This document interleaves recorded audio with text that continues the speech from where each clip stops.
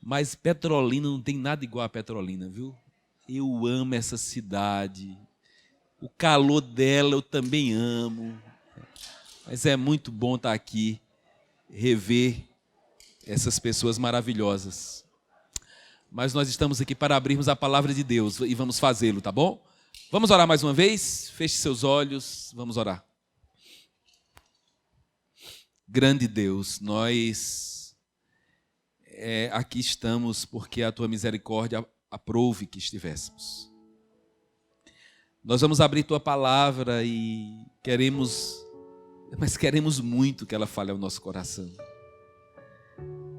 Aqui há pessoas com necessidades distintas, por isso vou falar de um tema que é uma necessidade comum. E que a Tua palavra não encontre em nós um coração resistente, Deus. Que a Tua palavra, tal qual espada, ela vá no mais íntimo do nosso ser. Passaremos alguns minutos aqui nos debruçando neste livro tão conhecido e tão esquecido. Mas que ele fale ao nosso coração, que ele rememore a graça de Deus, nos trazendo esperança, Senhor. Em nome de Jesus. Abra a sua Bíblia na primeira carta de Pedro, capítulo 1. A primeira carta de Pedro, capítulo 1.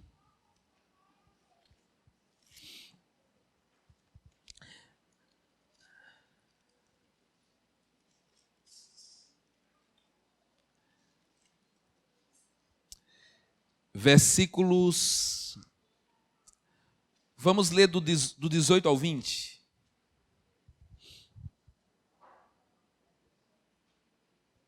A palavra de Deus diz assim: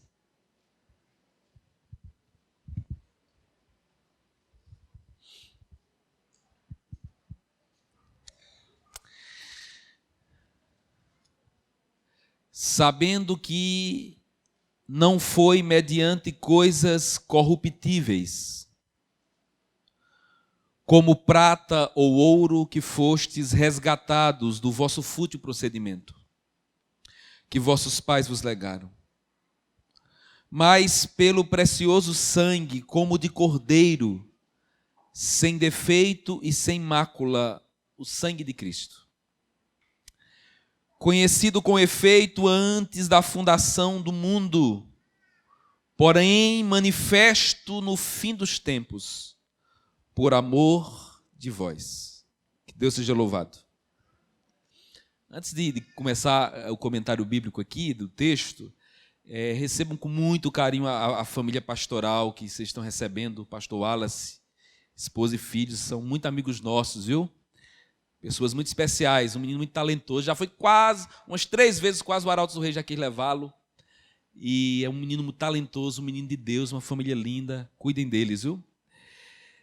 Muito bem, hoje eu queria falar sobre o meu tema preferido. Eu não sei, cada um tem uma razão para estar aqui. Eu vou dizer para você o que me trouxe para perto de Deus. Quando o José César falou ali, né, que eu nasci e me criei na Areia Branca ali, né?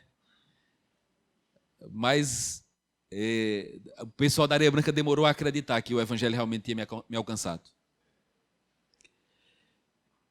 E acho que tem gente que até hoje não acredita que o evangelho me alcançou ali. E qual foi o argumento de Deus para mim? Eu não fui convencido pelo medo do aniquilamento. Eu não fui convencido pela proposta do céu. Por mais que isso é profundamente sedutor. A ideia de ser eterno é uma ideia que mexe comigo.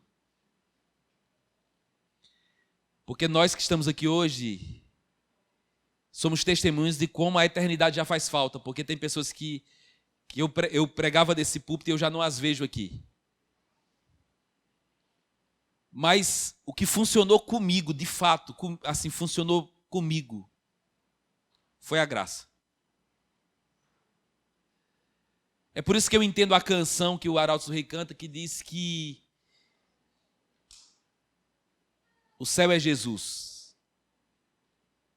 Porque o que me trouxe para os braços de Deus, o que me arrancou de onde eu estava e me fez seguir a Cristo foi a graça. É por isso que eu vou falar no último sábado do ano sobre graça. Por que eu vou falar sobre graça? Eu vou te dar 3 razões. Eu vou analisar hoje a graça como uma timeline, você que usa rede social, né? Aquela linha do tempo. Eu vou analisar como se Deus tivesse feito postagens numa linha do tempo. Mas eu vou justificar por que eu escolhi de falar de graça no último sábado do ano. Primeiro, porque a graça é uma coisa difícil de engolir. Porque ela nos golpeia, ela golpeia o nosso orgulho no ponto mais baixo. Nós fomos criados num sistema meritocrático. É meritocracia, desde pequeno. Eu me lembro que meu pai, não sei se era pedagogia ou como diz um amigo meu, uma paudagogia, né? Meu pai, para nos pressionar a passar de ano, ele dizia assim, a gente está ali já pensando em namorar, eu vou nem dizer com que idade eu comecei a namorar. Aí a gente pensando em namorar, irmão, eu era um feio de sorte, viu? Vocês tiram por minha esposa, mas era um feio de sorte eu. E eu me lembro que meu pai dizia assim para mim, aí ele disse, eu tenho dificuldades, eu fiquei um bom tempo na fila para receber assim, a capacidade de absorver rápido, mas eu pulei a fila de ser aplicado. Por último, agora eu encerrei minha vida acadêmica com um mestrado. Mas olha, eu fiz esse mestrado, irmão, só foi pela graça de Deus. Porque desde pequeno era empurrado assim. Meu pai dizia assim, olha, se você não passar de ano, você vai pegar carrego, acho que era carrego que chamava, era carreto na feira. Aí eu ficava imaginando eu passando com um carrinho de mão, e ele disse, você vai pegar de graça para todos os meus amigos. Além de pegar, ia ser de graça, né? Aí eu dizia, meu Deus, eu já até, como eu não tinha muita esperança de passar, eu até já fazia um mapa em minha mente onde eu desviava onde as meninas moravam. Então, a gente é criado assim, você vai receber se você fizer. Sempre foi assim. A bicicleta do ano era se você fizer. Se o boletim tiver mais ou menos. Eu nunca pude usar o meu boletim muito como argumento para os meus filhos, né? Minha filha sempre foi muito estudiosa, meu filho puxou a mim. É, meu, difícil. Ele vai estudando, eu no carro ali, ele passa a noite ali no computador, aí no carro, num trajeto de meia hora ali, ele está ali. Eu disse, meu Deus, eu tenho vontade de reclamar, eu lembro de quem eu era, né? E eu usei meu boletim como argumento com ele até a 5ª série, porque eu dizia, vai ver meu boletim? Aí ele percebeu que depois da 5ª série eu parei de dizer. Aí um dia eu acho que ele percebeu e disse, pai, eu quero ver seu boletim. Eu digo, eu não tenho satisfação para lhe dar. Então, a gente é criado com meritocracia. E a graça é difícil de engolir porque você não pode fazer nada por ela. Você não pode fazer nada. A graça não exige complemento. Aquela experiência que se contava que é um barco com 2 remos, um é as obras. Não tem isso, não tem 2 remos.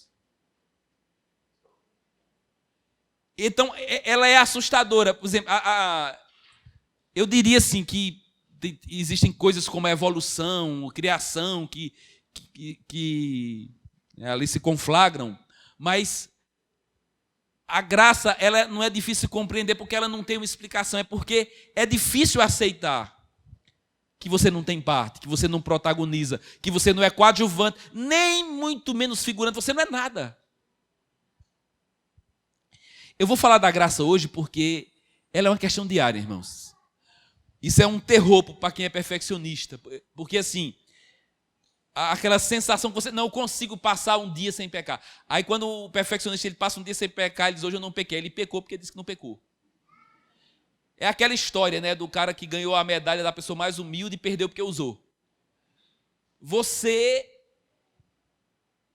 precisa da graça todos os dias. Sem a graça, você não respiraria nem o primeiro segundo desse dia, desse sábado. É graça. E a graça, ela nos dá saúde mental. Porque, queridos, convenhamos aqui. É bem provável que em 2019 você colocou alguns sorrisos no rosto de Deus. Mas não foram muitos. Eu estou falando de mim, talvez você colocou mais do que eu. Mas não foram muitos. Sabe aquele clique que era para resistir, você não resistiu? Aquele vídeo que mandaram, né? Aquele vídeo que mandaram. Você vibrou porque você sabia que era indecente, mas você não viu um segundo dele.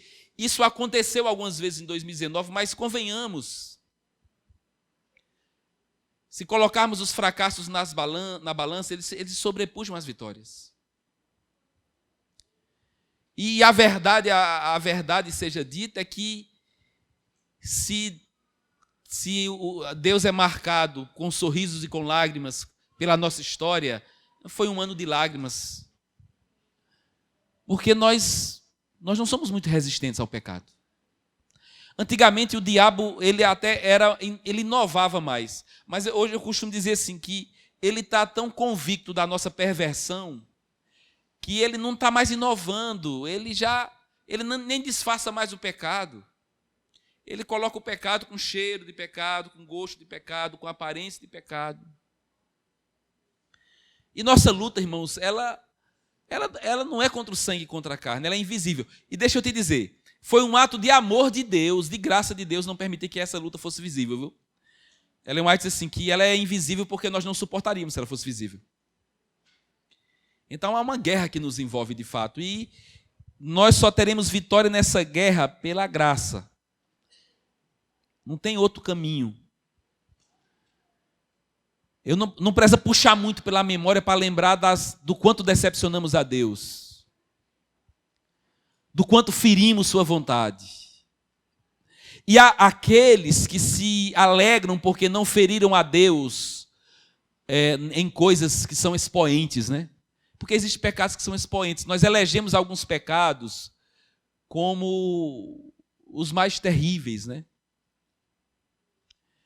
E então, se nós não fizermos esses pecados mais terríveis, foi um bom ano. Mas, na verdade, todo pecado é ofensivo a Deus.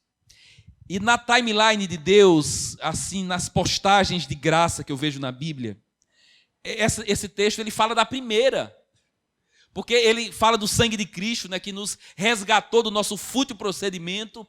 E ele diz assim, manifestado agora, mas conhecido antes da fundação do mundo. Então a graça, ela foi postada por Deus na timeline, na linha do tempo, antes de ser necessária. Olha que coisa. A graça foi criada quando ela não se sabia para que ela servia, porque o homem não tinha pecado. Então, e aqui vem um ponto importante. Existe o que nós chamamos de teologia reformada. É uma teologia predominante no mundo evangélico. Em que consiste a teologia reformada? Acho que você já ouviu essa expressão. Ela é uma questão assim, Deus é soberano. Então, você sabe que a maioria do cristianismo, ele acredita assim, que não só numa vez salvo para sempre, mas que Deus elegeu quem vai se salvar e quem vai se perder. E é tão pesada essa soberania que eles creem, que ele diz que até mesmo o pecado foi uma escolha de Deus. E se você vai para os desdobramentos disso, então, indiretamente Deus participou. É terrível até de mencionar aqui. se a gente for mensurar isso. Nós também cremos na soberania de Deus, mas nós cremos que na soberania de Deus, Ele escolheu que eu e você iríamos escolher. É assim que nós cremos. Não é que Deus não é soberano, não, Ele é soberano, mas Ele usou a soberania dEle para nos dar o direito de escolher. Então, primeiro, Deus posta a sua graça quando ela não tem sentido. Sabe aquela postagem que você já viu que não tem sentido? Pronto, era a postagem. Deus posta a graça na timeline. Como assim graça? Porque Adão, antes da queda, não vivia por graça, os anjos não viviam por graça. Então a graça não tinha sentido. Aí Deus vem, nessa graça Ele embute o livre-arbítrio. Essa questão do livre-arbítrio é tremenda, né? Porque assim, os anjos, eles caíram, irmãos. Por isso que assim, a Bíblia fala que grande é o mistério da piedade, mas grande é o mistério também da iniquidade. Por quê? Porque no Éden ainda tinha um espaço geográfico que o mal tinha acesso, né? Que era a árvore. Mas os anjos não tinham uma tentação externa. Você já parou para pensar nisso? Não tinha. Um dia, simplesmente, no coração de Lúcifer, ele se sentiu. Se sentiu. Olha aqui, isso aqui bem que podia ser para mim. Então, o livre-arbítrio é um componente que sem ele o amor degenera, irmãos. Deus poderia ter colocado no combo da nossa criação, e às vezes alguns até prefeririam isso, algo automático para a gente não pecar. Mas Ele não colocou. Ele queria que esse amor fosse uma escolha em você, fosse uma escolha em mim. Ele se sentiria mal, ele teria uma harmonia para sempre, mas uma harmonia manipulada por um item que ele colocou, que ele queria colocar em mim e em você.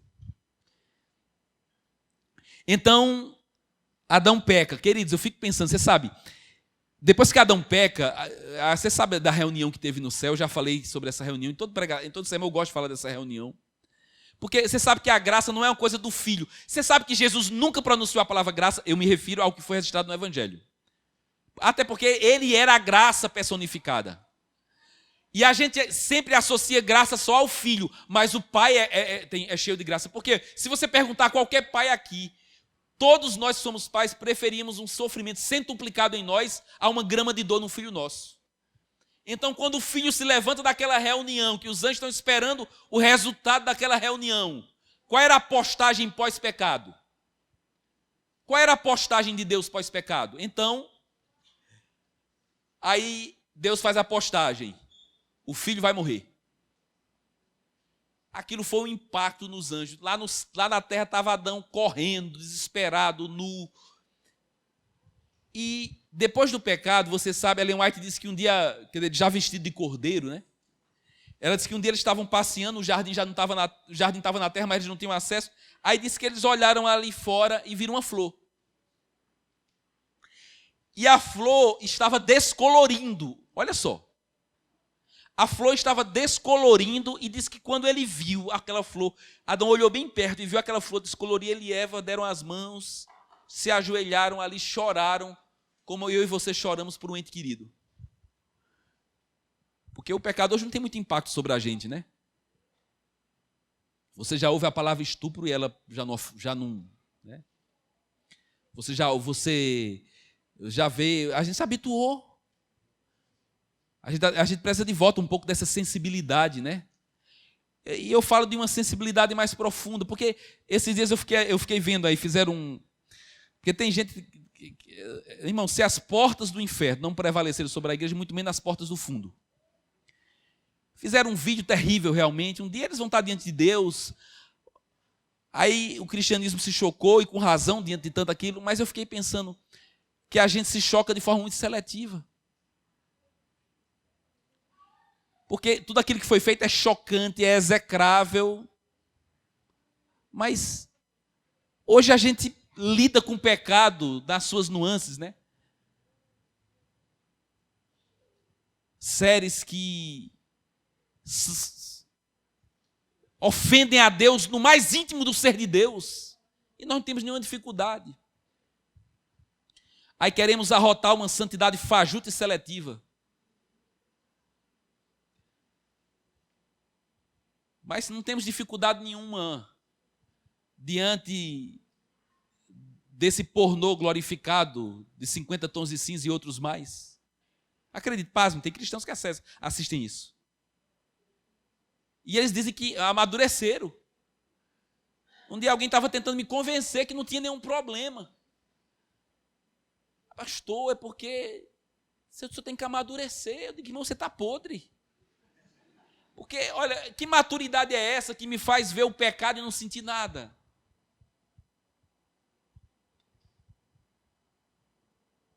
Adão e Eva choraram pelo descolorir de uma flor. Hoje, cospem em Cristo, falam... Não tem, a gente não. Aí quando tem um negócio desse, aí para a gente aparecer, a gente prepara um texto bonito. Mas a graça no Pai, viu? O Pai, ninguém arranca uma decisão de Deus, irmãos. O Pai viu o filho se levantar, fazer a primeira postagem, dizendo, quem vem... Tem uma música, né, do Vocal Livre, acho que é Vocal Livre, que fala, quem de nós, né, que é quando Jesus diz, aquela música para mim é uma das mais belas canções que existe. Quem de nós? É um clipe lindo. Quem de nós, Senhor? Aí o filho diz, eu vou. Mas o pai estava cheio de amor aqui, olhando um filho se levantar. O pai preferia que fosse ele, mas o filho disse, não, vai ser eu. Do outro lado, o Espírito Santo. A gente subestima o envolvimento do Espírito Santo. Mas como eu disse aqui mais cedo, né? Ninguém vai ao Pai senão pelo Filho, mas ninguém, irmãos, vai ao Filho se não for pelo Espírito Santo. Se você está aqui hoje, foi porque o Espírito tocou em você. Então essa postagem mexeu com os anjos, irmão. Gabriel foi o primeiro a dizer deleta. Gabriel chegou, Jesus, vamos aqui, vamos mudar. Eu não quero protagonismo, mas não tem cabimento. O Filho de Deus morrer pelo homem. Vamos procurar, não tem outro. Não tem outro Gabriel. Tem os anjos, não tem outro, tem que ser eu. É sangue de Deus. Né? Aquela cena de C.S. Lewis. Ai, meu pai. Tem filme, tem livro, né? Nárnia, as Crônicas de Nárnia, né? Aquela cena do leão e da feiticeira, né? Quando o menino está lá, fez aquela burrada, e eles dois conversam ali, o leão, e o menino não entende a dor que está envolvida ali, né? Que ele escapou, mas... não cabe no imaginário humano. Os anjos não aceitaram, não.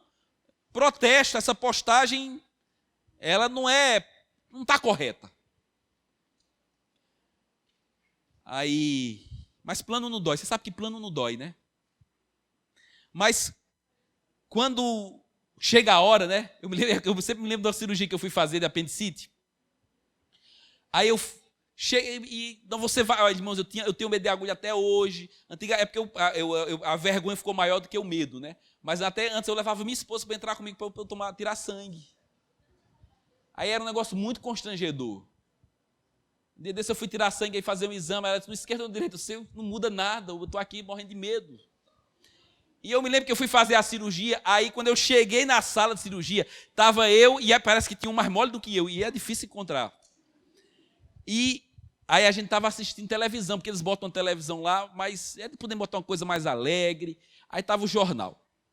Reportagem de abertura, morte por erros cirúrgicos. Meu Deus...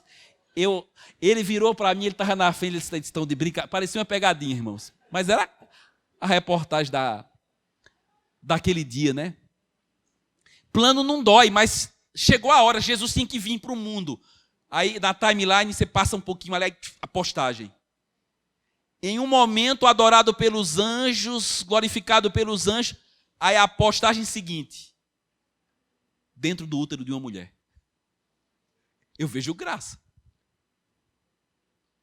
Porque, queridos, coisa boa é mudar para o melhor, né? Você quer mudar para o melhor? Eu até contei mais cedo aqui, meu primeiro carro já era um carro que não estava fabricando mais.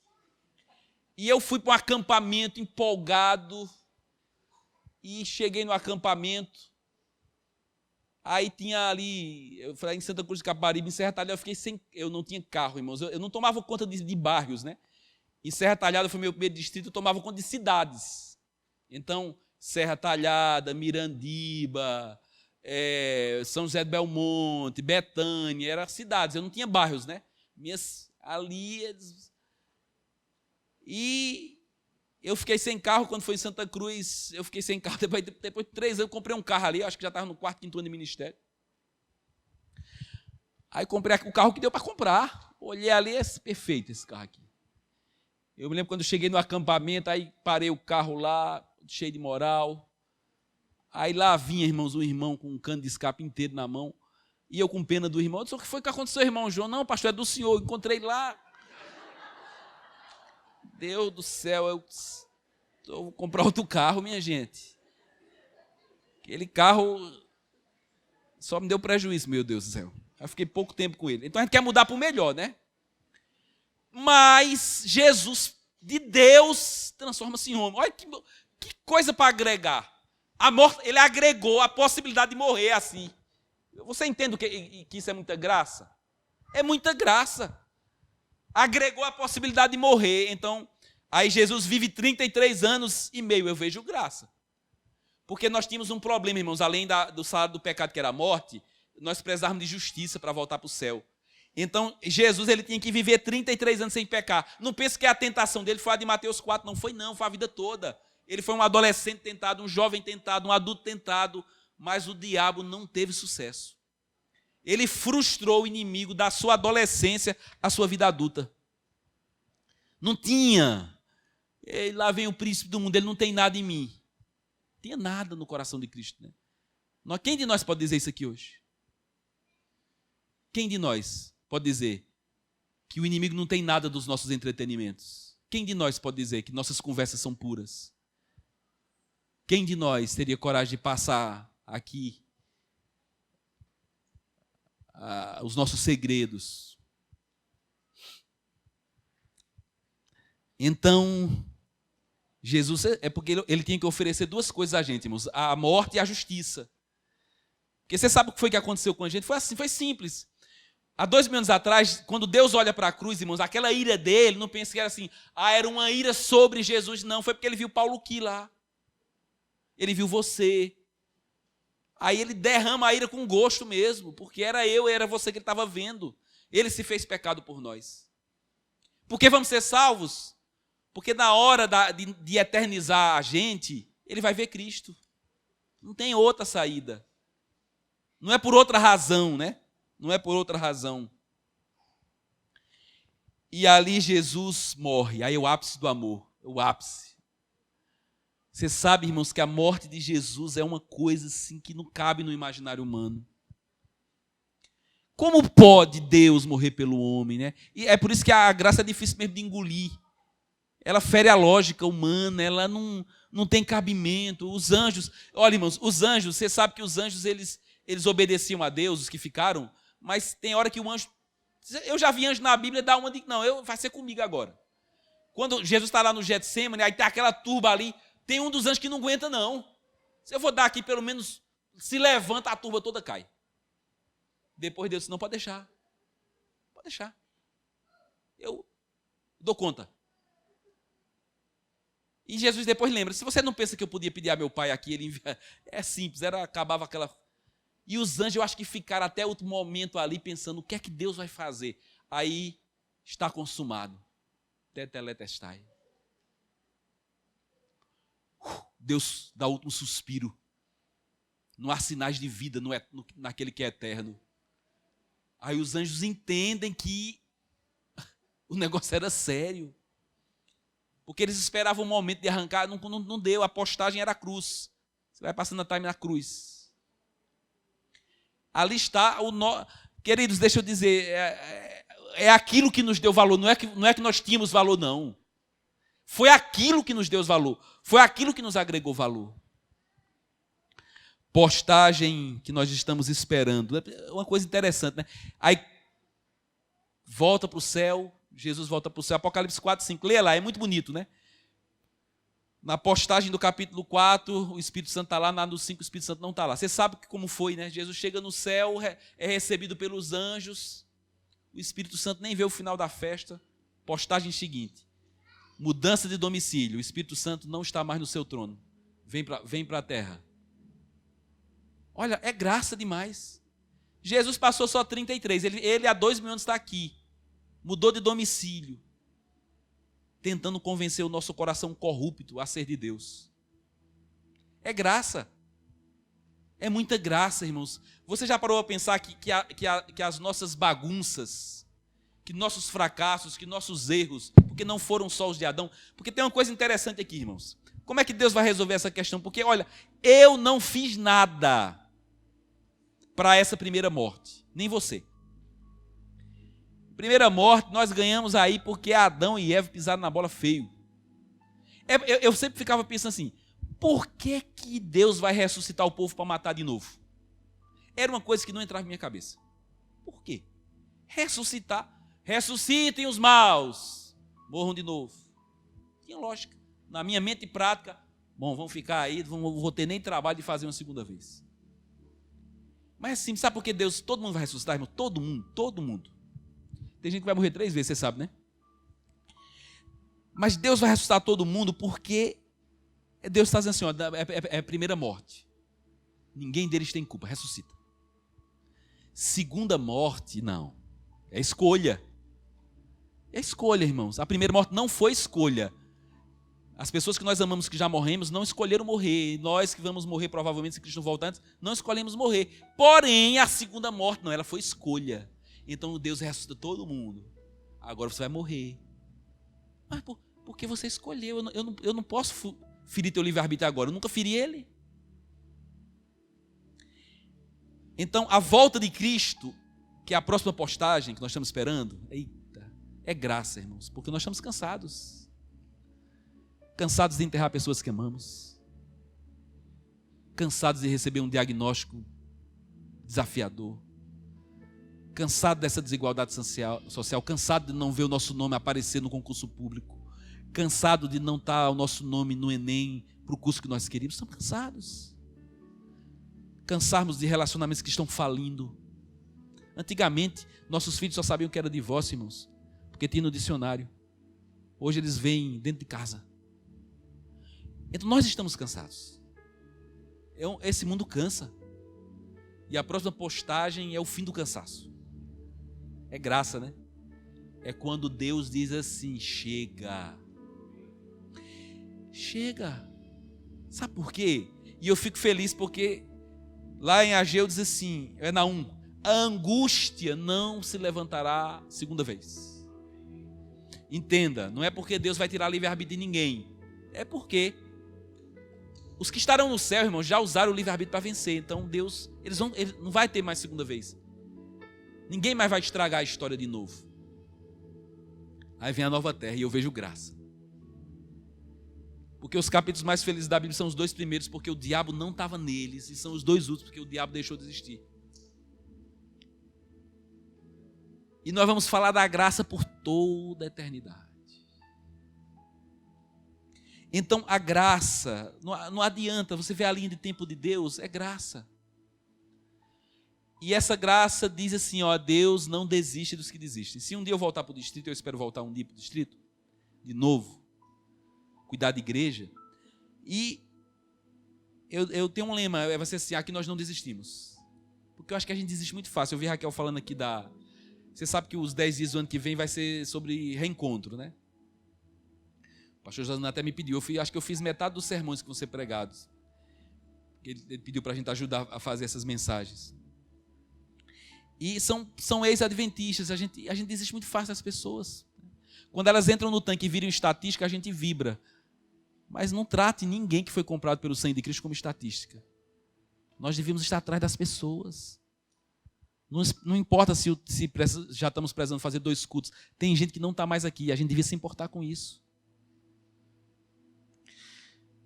E hoje eu queria orar por você. A minha oração hoje é egoísta mesmo, viu? É uma oração só para quem precisa de graça.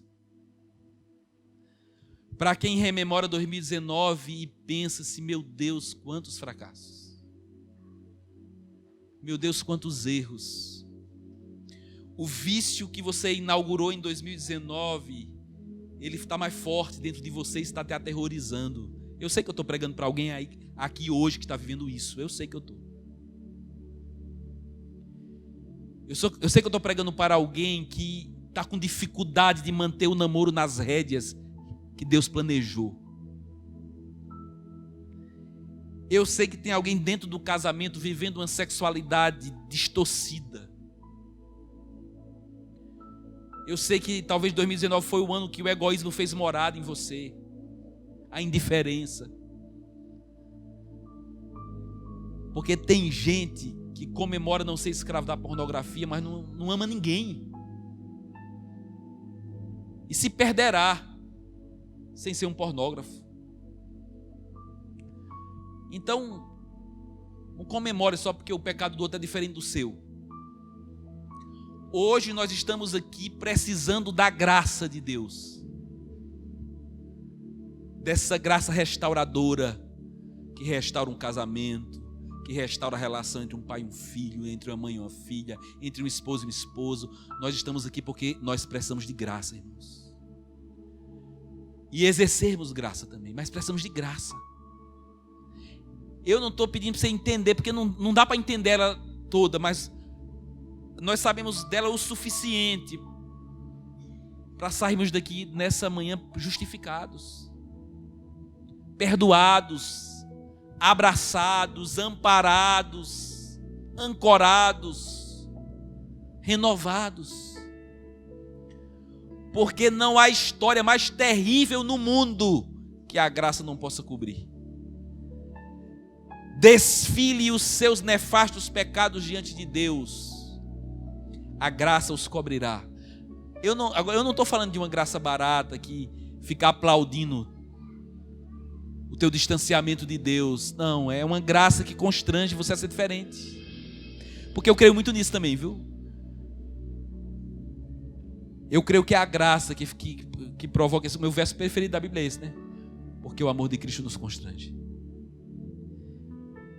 Porque se há qualquer rastro de santidade na vida de alguém genuíno, foi provocado pela graça.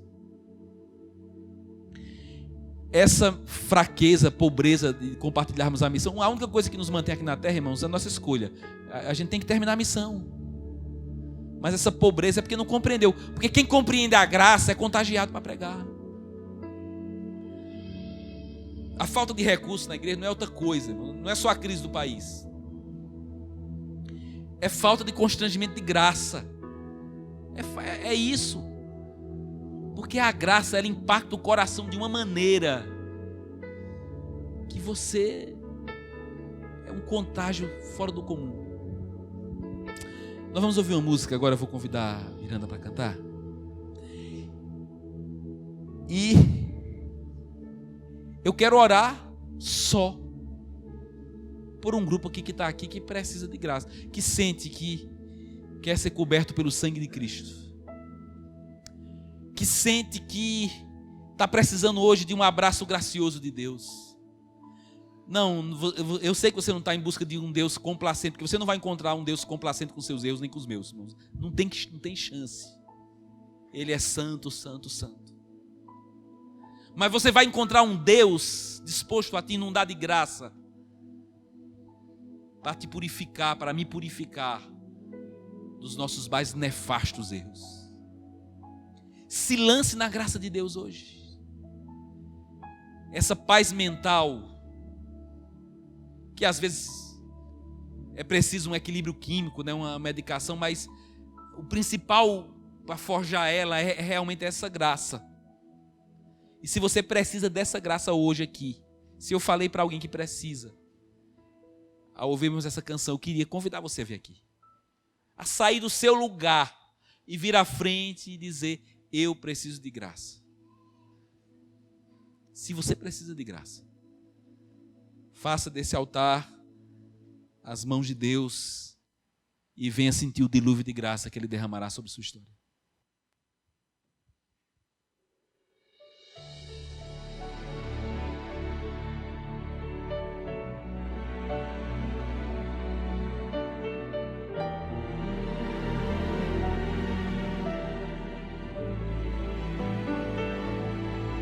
Não foi pelo céu, não foi pelo mar, nem por toda a beleza que existe e vai passar. Não foi sem querer, nem foi sem razão. E eu me espanto ao pensar na grandeza de um amor assim, tão incomum, que o autor do universo aceitasse morrer, se entregar e sofrer, mesmo que para salvar só um de nós, tão incomum.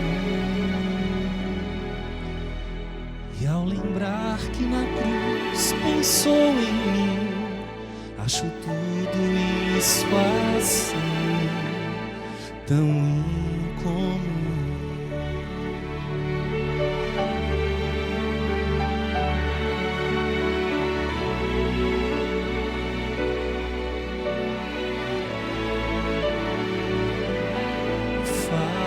Fazer-me feliz é sua missão. Muitas vezes me afasto do alvo, mas ele não. Por nada que fiz, mereço o favor. Na verdade, estamos ligados pelo seu amor, tão incomum, que o autor do universo aceitasse morrer, se entregar e sofrer, mesmo que para salvar só um de nós, tão incomum. E ao lembrar que na cruz pensou em mim, acho tudo isso assim,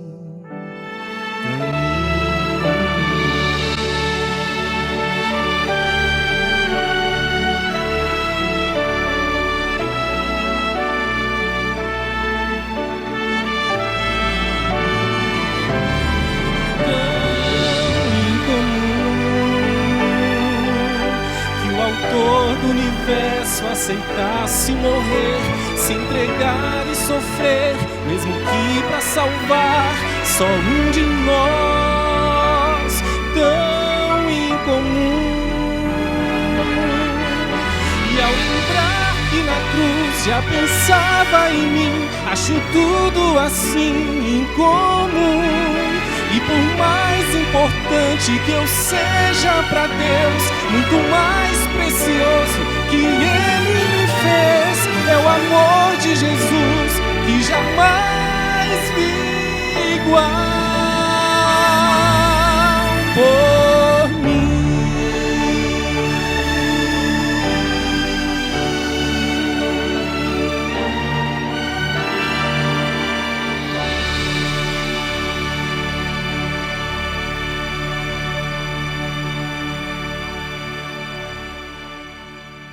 Tão incomum, Senhor, tão incomum. Não é comum amar sem ser amado. Não é comum querer salvar quem teme em se perder. Não é comum dar um filho puro para trazer de volta filhos corruptos. Nos rendemos a esse amor incomum. Indignos somos, Deus.